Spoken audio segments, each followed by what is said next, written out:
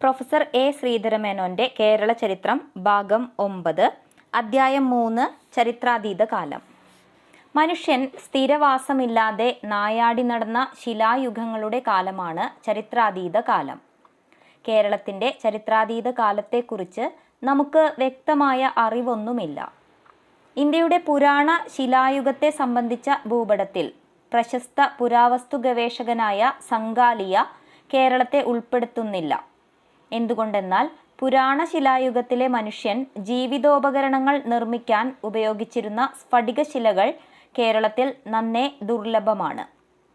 അതിപ്രാക്തന കാലത്ത് മഹാവനമായി കിടന്ന കേരളത്തിൽ പരുക്കൻ പ്രകൃത ശിലായുധങ്ങൾ ഉപയോഗിച്ച് ജീവസന്ധാരണം നടത്തുക അസാധ്യമായിരുന്നതിനാൽ പുരാണ ശിലായുഗ മനുഷ്യൻ ഇവിടെ വസിച്ചിരിക്കാൻ ഇടയില്ലത്രേ.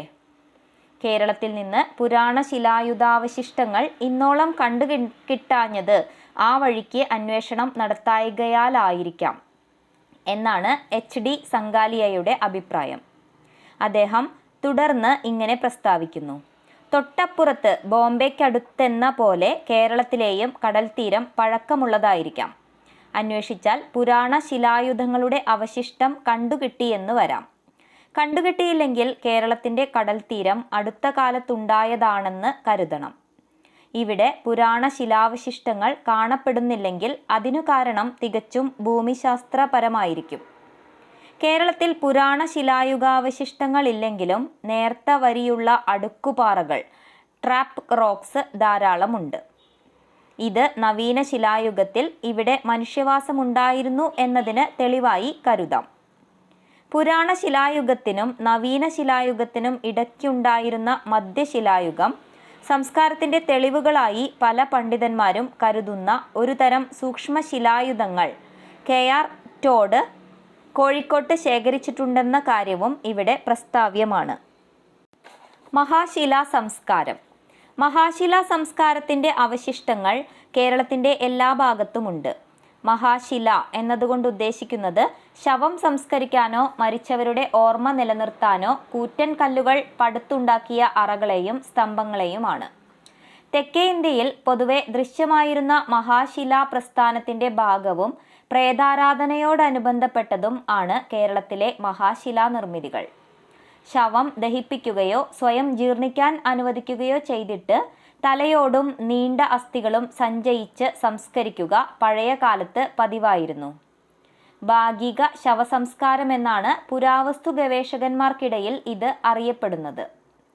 തെക്കേ ഇന്ത്യയിൽ സാധാരണമായിരുന്ന ഈ സമ്പ്രദായം കേരളത്തിലും സാർവത്രികമായിരുന്നു.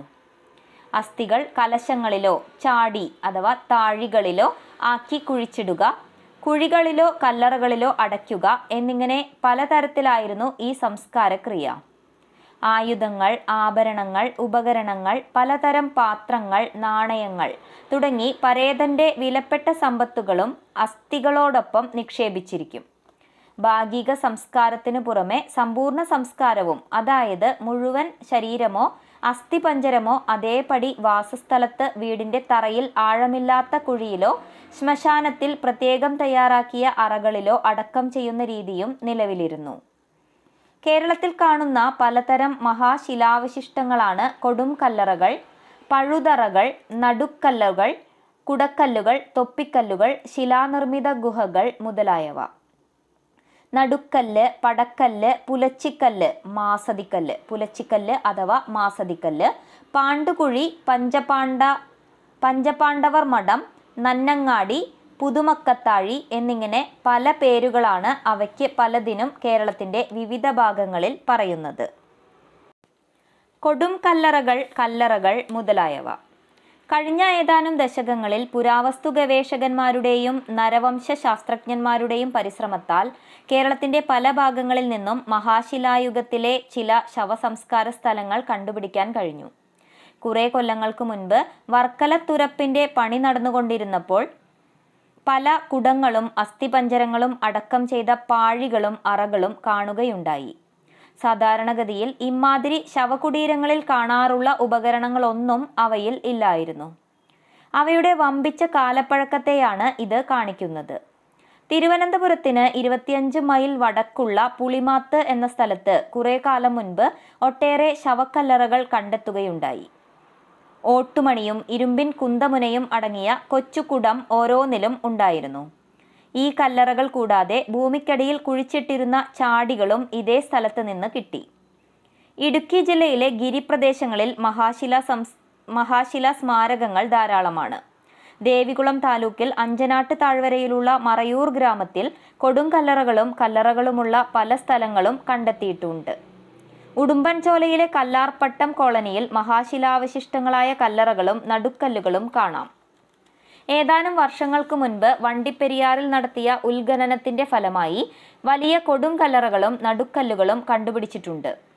മലയാറ്റൂർ മലകളുടെയും റാന്നി മലകളുടെയും ചരിവുകളിലും കൊടുങ്കല്ലറകൾ കാണുകയുണ്ടായി. അവ താരതമ്യേന ചെറുതാണ്. 1960-ൽ കുന്നത്തൂർ താലൂക്കിലെ പൂതംകരയിൽ വിസ്തൃതമായ ഒരു മഹാശിലാ പ്രദേശം കണ്ടുപിടിച്ചു. ഇവിടെയുള്ളത് കരിങ്കൽ വലയങ്ങളാണ്. 25 അടി തൊട്ട് 18.5 അടി വരെയാണ് ഇവയുടെ അകത്തെ ചുറ്റളവ്. കുന്നത്തുനാട് താലൂക്കിലെ കോടനാട്ടുനിന്ന് 1963-ൽ കണ്ടുകിട്ടിയ മഹാശിലാവശിഷ്ടങ്ങളുടെ കൂട്ടത്തിൽ താടി വളർത്തിയ പുരുഷന്മാരുടെയും പൂജയിലേർപ്പെട്ട് മട്ടിലുള്ള സ്ത്രീകളുടെയും മൺകോലങ്ങളുമുണ്ട്. ഇവിടെ ഇവ കണ്ടെത്തിയത് ഒരു പുതുമയാണ്. ഇവയ്ക്ക് പുറമെ ആനക്കൊമ്പുകളും കൊത്തുപണികളുള്ള മൺകുടങ്ങളും ഇവിടെ നിന്ന് കിട്ടുകയുണ്ടായി. 1965-ൽ ചെങ്ങന്നൂർ താലൂക്കിലെ കുളഞ്ഞിയിൽ നിന്ന് ശവസംസ്കാരത്തിന് ഉപയോഗിച്ചിരുന്ന വലിയ ചാടികൾ ലഭിച്ചു. അവയുടെ വാവട്ടം വലിയ കരിങ്കൽ പലക കൊണ്ട് മൂടിയിരുന്നു. പരിശോധിച്ചു നോക്കിയപ്പോൾ കറുപ്പും ചുവപ്പും നിറം കലർന്ന മൺപാത്രങ്ങളുടെ ഉടഞ്ഞ കഷ്ണങ്ങൾ അവയ്ക്കുള്ളിൽ ഉണ്ടായിരുന്നതായി കണ്ടു. തൃശൂർ പ്രദേശങ്ങളിലും മഹാശിലാ സ്മാരകങ്ങളുണ്ട്. ഒന്നിലധികം കൊടും കല്ലറകളുള്ള കൽവലയങ്ങൾ ഇവിടത്തെ മലമ്പുറങ്ങളിൽ കാണാം. മലമുകളിലുള്ള കൽത്തറകളിൽ മിക്കവാറും 3-4 അടി ഇടവിട്ടാണ് ഈ കൊടുങ്കല്ലറകളുടെ നിർമ്മാണം. ഒറ്റയ്ക്കുള്ളവയും ഇല്ലാതില്ല.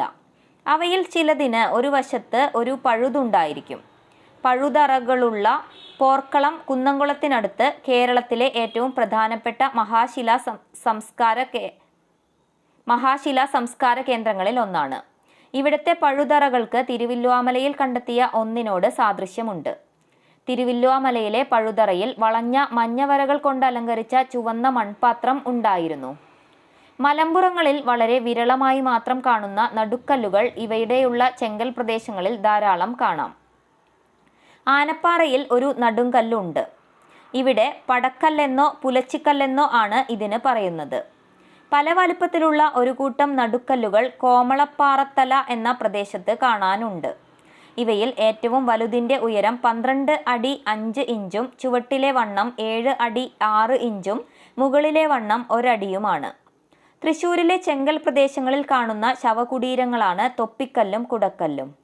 ഇവയുടെ മുകളിൽ അർദ്ധഗോളാകൃതിയിലുള്ള കടുത്ത ചെങ്കൽ പാളികളുണ്ട്. അതിനു കീഴിൽ ചെങ്കൽ തുരന്നുണ്ടാക്കിയ ഗുഹയോ മുതുമക്കച്ചാടിയോ കാണും. എയ്യാലിൽ ഇതുപോലുള്ള 25 എണ്ണമുണ്ട്. തൃശ്ശൂരിന് 12 മൈൽ പടിഞ്ഞാറുള്ള അരിയന്നൂരിൽ 7 തൊപ്പിക്കല്ലുകൾ കണ്ടെത്തുകയുണ്ടായി. ചേരമനങ്ങാട്ട് ഒട്ടേറെ തൊപ്പിക്കല്ലുകളും കുടക്കല്ലുകളും കാണാം. അവ ദൂരെ നിന്ന് നോക്കിയാൽ ഭീമാകാരമായ കൂണുകളാണെന്നേ തോന്നൂ. കൊടക്കൽപ്പറമ്പ് എന്നാണ് ഈ സ്ഥലത്തിൻ്റെ പേര്. പോർക്കളത്തുമുണ്ട് തൊപ്പിക്കല്ലുകളും കുടക്കല്ലുകളും. തൃശ്ശൂർ നഗരത്തിൻ്റെ ഹൃദയഭാഗത്തു നിന്ന് 1966-ൽ അനേകം ചാടികൾ കുഴിച്ചെടുത്തു. കറുപ്പും ചുവപ്പും നിറമാർന്ന വർത്തുളാകൃതിയിലുള്ള ഈ ചാടികളുടെ കഴുത്ത് ചിത്രാലങ്കൃതമായിരുന്നു. ഇവയിൽ 70-80 പറ വെള്ളം കൊള്ളും. മുതിർന്നവരെ മുഴുവനെ ഈ ചാടികളിൽ സംസ്കരിച്ചിരുന്നു എന്ന് കരുതണം. കേരളത്തിൽ നിന്ന് കിട്ടിയിട്ടുള്ള ഏറ്റവും വലിയ മുതുമക്കത്താഴികളാണിവ. കൊടുങ്കല്ലറകൾ, കൽവലയങ്ങൾ, നടുക്കല്ലുകൾ, തൊപ്പിക്കല്ലുകൾ മുതലായവ മലബാർ പ്രദേശത്തും പലയിടങ്ങളിൽ കണ്ടെത്തിയിട്ടുണ്ട്. കുലുക്കല്ലൂർ, കോടയ്ക്കൽ, ഇരിങ്ങല്ലൂർ, ചോക്കൂർ, മഞ്ചേരി, നിലമ്പൂർ, സുൽത്താൻ ബത്തേരി, മുപ്പായിനാട്, പുത്തടി, തളിപ്പറമ്പ് മുതലായവയാണ് മലബാറിൽ മഹാശിലാ സ്മാരകങ്ങളുള്ള പ്രധാന സ്ഥലങ്ങൾ.